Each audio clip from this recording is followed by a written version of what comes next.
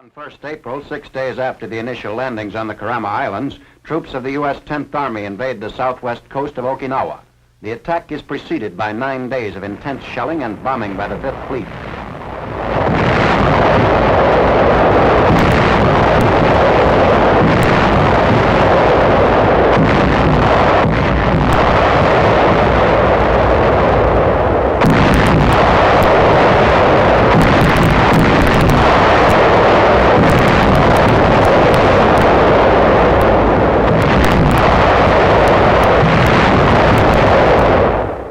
Rocket ships aid in the preliminary softening up bombardment. More than 4,500 tons of shells and rockets are hurled on Okinawa prior to the landings, and every known coastal gun in the beachhead area is destroyed before our troops go ashore.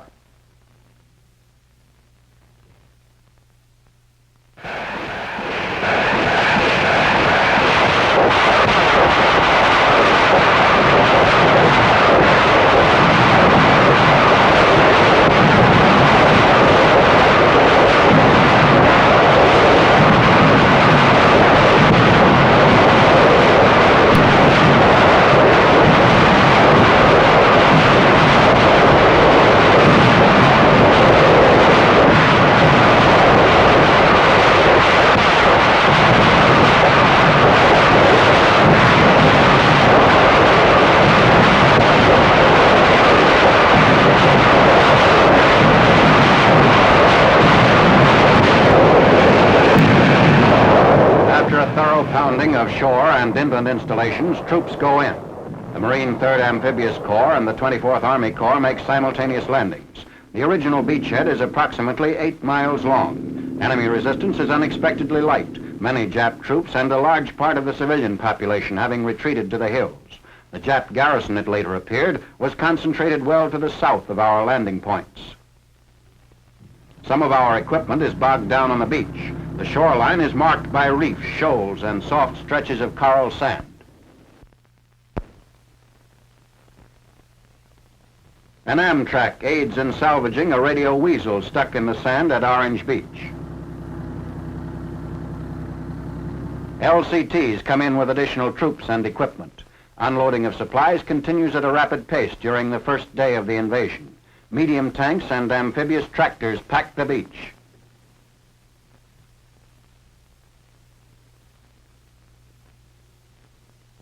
Tanks push inland on Okinawa over the island's improved road system.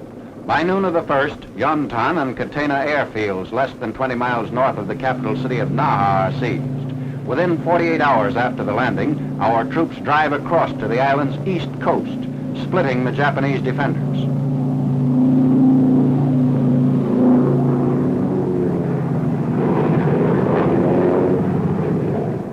Our ships are attacked by scores of Jap planes. Over 100 enemy aircraft are destroyed.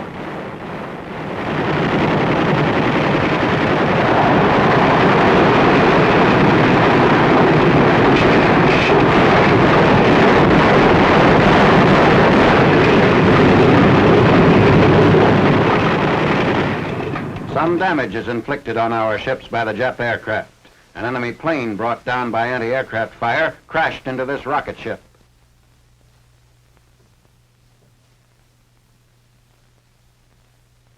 Rockets stored in the hold were not exploded by the hit, and the vessel remained afloat. Looking down on the beachhead established by 10th Army invasion forces on the southwest coast of Okinawa Island. In addition to the more than 1,500 Navy and Coast Guard warships which participated in the attack on the Japanese island, scores of cargo vessels are anchored offshore to supply our troops with needed materiel. Hundreds of small landing craft, alligators and ducks ply back and forth between beach and ships carrying supplies. Hastily constructed causeways and newly built docks facilitate unloading operations.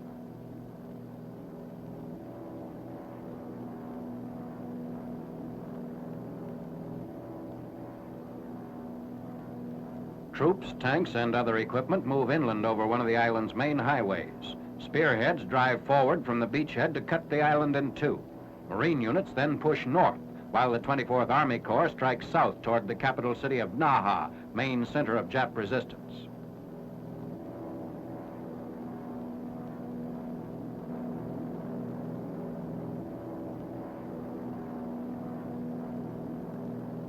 repairing one of Okinawa's major airstrips pitted with bomb craters. Both the important Yantan and Kadena airfields were seized within a few hours after our landings.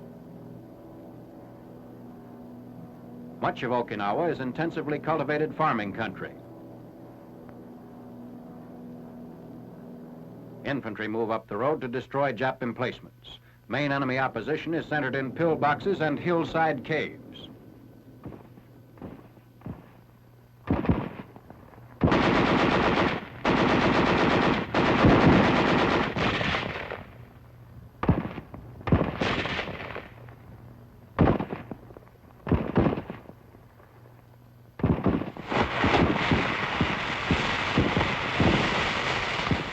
The natural hillside caves are fortified with machine guns or mortars. Troops must wipe out the pockets one by one. Many of these burrows conceal Okinawa's civilians who fled to the hills to escape naval bombardment of the coast. Our troops try to persuade the civilians to give themselves up. More than 400,000 Japanese are on Okinawa, and their presence in such large numbers adds to the difficulties of the island campaign. AMG officers go in with the troops to establish military government.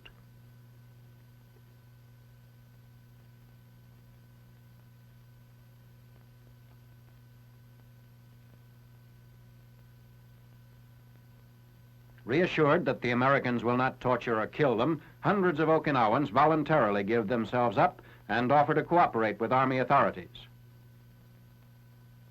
The children quickly respond to good treatment and soon learn to ask for candy.